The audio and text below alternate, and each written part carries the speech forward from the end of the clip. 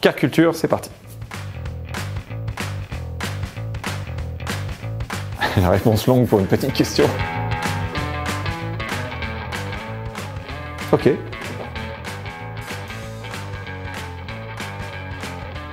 La Lamborghini Countach, parce que pour moi, et encore aujourd'hui elle me fait rêver parce qu'elle a un design de dingue. Malheureusement dans Top Gear on a essayé la 25e anniversaire et pour moi c'est la plus moche de toutes. La plus chouette c'est la LP500S ou la 5000 SS. Même si c'est celle avec le toit un peu plus haut, voilà. Pour moi, le design de cette caisse est juste magnifique et elle m'a fait rêver et continue de me faire rêver. Celle que j'ai essayée sur Top Gear, on a été un peu à la va-vite ce jour-là et du coup, j'ai roulé très peu. J'ai dû faire peut-être 100 bornes avec la caisse, même pas, peut-être 80 km. Et à un moment donné, il a fallu que je roule de façon un peu plus dynamique et je suis arrivé dans un bout de ligne droite, une départementale. Il a fallu que je tape les freins parce que j'arrivais au bout et on avait mis la caméra vraiment au bout. Donc il fallait que je passe le plus vite possible devant la cam. Et au moment où je tape les freins, en fait, il y a des freins que d'un côté. Donc ça fait wouac comme ça, limite dans le champ. Mais sinon, c'était pas mal. Et je pense que tous les gens disent que c'est inconduisible. En fait, c'est inconfortable parce que tu es assis en travers dans la caisse. Et parce que tu as les roues qui sont très larges devant. Et donc, tu as le passage de roue qui est à la place de la pédale d'embrayage. Mais en dehors de ça, la voiture, elle est hyper bien équilibrée. Au niveau des masses et tout ça, c'est bien. Donc non, c'est pas inconduisible. C'est juste inconduisible en marche arrière. Parce que tu n'as pas de visibilité. Mais voilà. Parmi toutes les voitures ever, pour taper un record, c'est assez facile. Je prends soit une 911 GT1, soit une Mercedes CLK GTR. Ou alors carrément, on peut se faire chier pour une 908. Et puis voilà. Mais voilà. Mais bon, il y a un petit côté charme avec la CLK GTR et la 911 GT1, donc puis c'est un peu ma génération. La pire voiture pour faire des manœuvres, je pense, c'est une Fiat 500. Ça ne braque pas. Pas les anciennes, hein, les nouvelles. Ça ne braque pas. Alors, tu as le mode City, là, je crois encore dedans. Ça sert à rien parce que tu tournes le volant facile, mais ça braque toujours pas. Donc, ça sert à rien, le mode City. Mais un peu plus d'angle sur les roues avant parce que là, ça sert à rien, ça ne tourne pas. Voilà.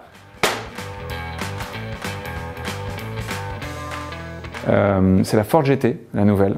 Parce que au niveau châssis, c'est juste ultra bien. C'est presque un... Bon, il y a beaucoup de gens qui l'ont dit. Sous-motorisé, quand tu as plus de 500 chevaux, c'est jamais sous-motorisé.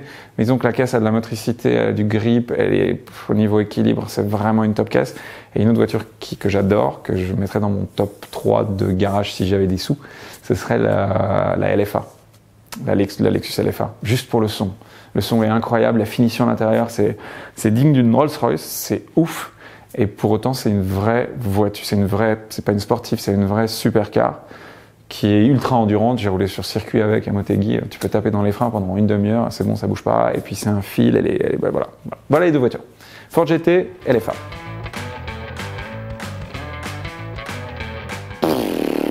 Le fait est que j'ai eu 2-3 accidents en compétition. Mais en fait, j'ai jamais vraiment eu de frayeur. Alors, c'est vrai que j'ai eu un gros accident en F3 britannique où je me suis envolé à 260 km/h et je suis passé au travers d'un grillage et tout ça. Mais en fait, j'ai pas eu peur sur le moment. Et du coup, je pense que je me suis fait plus de frayeur sur la route qu'en course.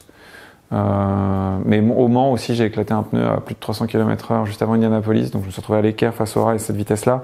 Là, sur le coup, j'ai eu un peu peur. Mais une frayeur, en fait, avoir un accident en course automobile ou taper un rail, taper un mur, faire une sortie de piste, c'est naturel, ça fait partie du sport automobile. Donc ça fait partie d'un tour que tu vas faire où tu vas te mettre dehors. Donc t'as pas une frayeur associée.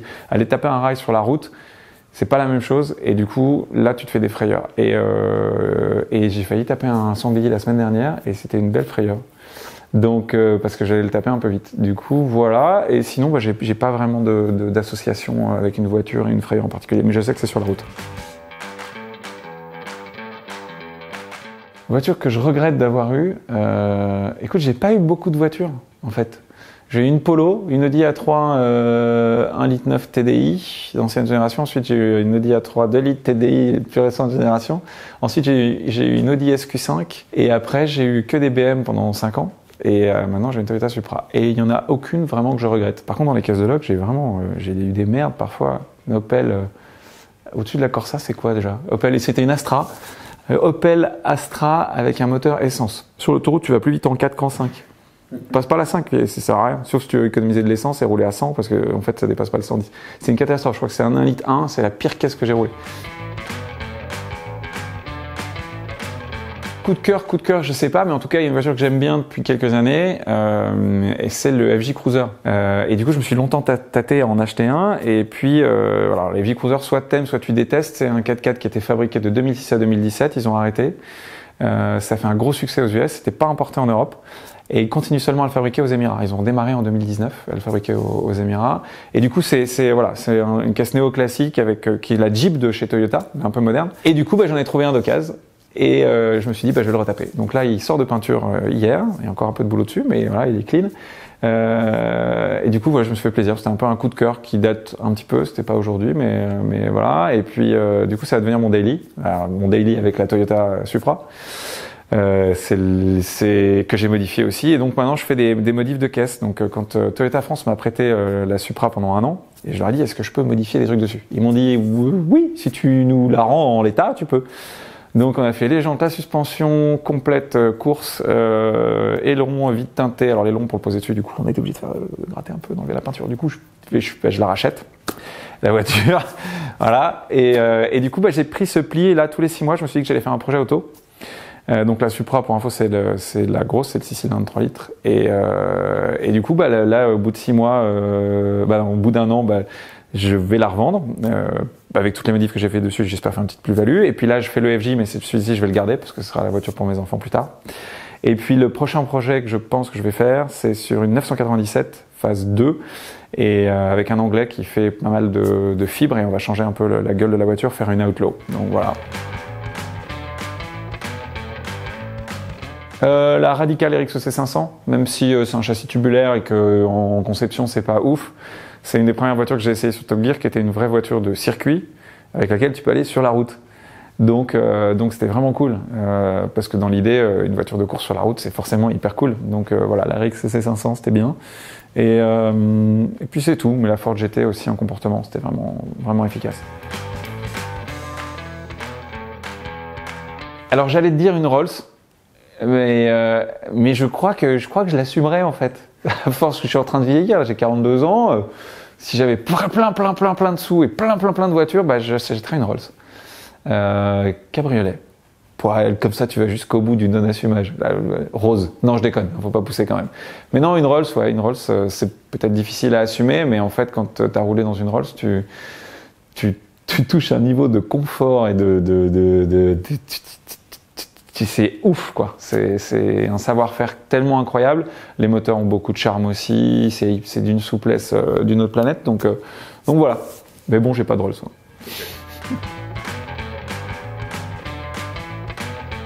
Oh, c'est une bonne question. Youngtimer préféré, j'ai une petite préférence pour, si on peut la considérer comme une Youngtimer, mais ouais, comme pour Clio Williams, parce que c'était la caisse que j'avais pour mon permis accompagné. Pas hyper longtemps, parce que quand j'ai mis ma maman plus haut que moi, en 2 roues, elle a dit à mon père, je pense que c'est pas une bonne idée de la garder. Donc on l'a pas gardée. Mais c'était cool. La voiture la plus difficile à conduire, c'est sans doute les Audi Quattro S1 d'époque en rallye, parce que j'en ai conduite une pour Top Gear. Et en fait, le moteur, il est en porte-à-faux à l'avant. Donc ça veut dire qu'il est devant l'essieu avant. Enfin, en partie, pas complètement, sinon ce serait vraiment compliqué. Mais, et du coup, il y a beaucoup de poids sur l'avant et ça fait une sensation très particulière. C'est unique, je crois, comme type de construction, et je connais pas d'autres voitures comme ça.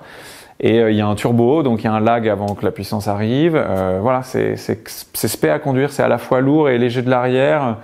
Donc ça, c'est dur. Et puis ma Supra, elle est un peu compliquée à conduire parce que c'est un bout de bois. En fait, hashtag bout de bois. Il y a Stéphane Lefebvre, qui est pilote de rallye de chez Citroën, en WRC, qui est un pote à moi. Il a roulé avec, mais c'est un sketch, quoi. Parce qu'elle est vraiment, circuit, elle est hyper tape-cul, mais tu claques des dents. Le siège à l'arrière, tu peux pas poser la tête parce que ça te met des claques comme ça, là. Et puis j'ai barre anti-roulis à l'avant, barre anti-roulis à l'arrière, donc elle est vraiment dure, il n'y a pas de motricité, il faut vraiment que les pneus soient entempés pour que ça aille bien. Donc mettre les pneus entempés sur la route, il faut trouver une petite route de montagne, quoi. Et sinon, je l'ai encore donné à personne. Il y a un mec qui l'a conduit, qui l'a emmené au garage Toyota pour moi une fois, et il s'est fait peur avec. Donc elle est vraiment spé.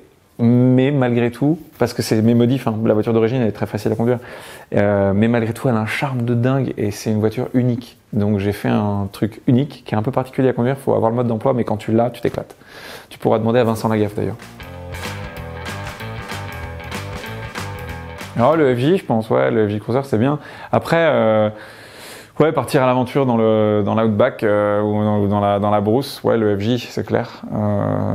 Après, pour un daily un peu tous les jours, partir un peu à l'aventure quand t'es avec des potes et que tu vas au ski et que t'as besoin de mettre du matos derrière ou des vélos, des machins, une Audi RS6, c'est bien aussi. Ça met des watts, c'est propre.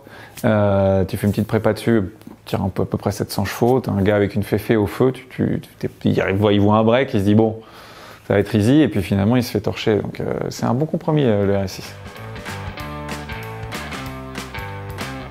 Ah ouais, j'en ai une, mais vraiment hyper. Alors vraiment le gars, il est vraiment con quoi. Je suis au Castellet, je dois aller à Aix dîner avec un pote.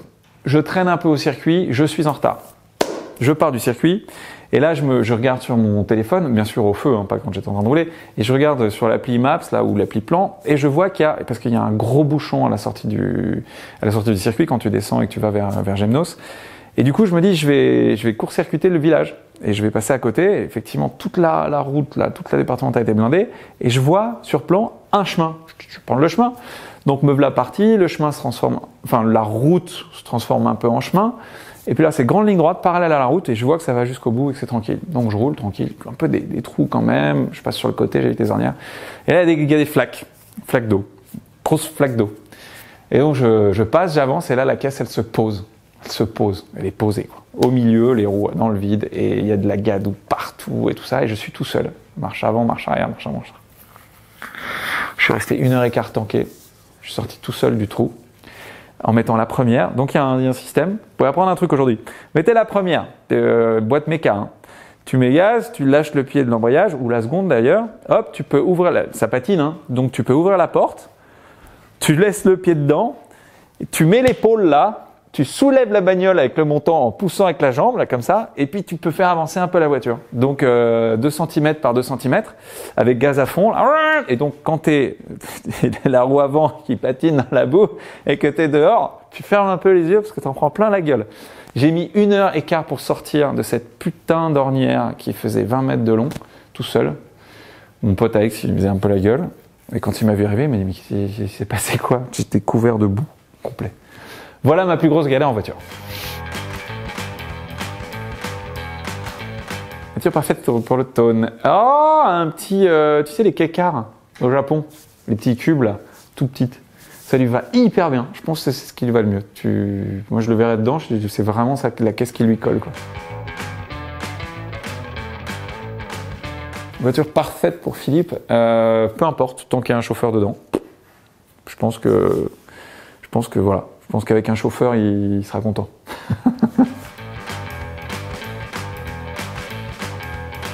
La voiture parfaite pour le Stig, oh, tu peux lui coller ouais, une GT2 RS, je pense qu'il est bien. Tous les trucs un peu sport, ils sont fous. McLaren aussi, il aime bien la McLaren. Bip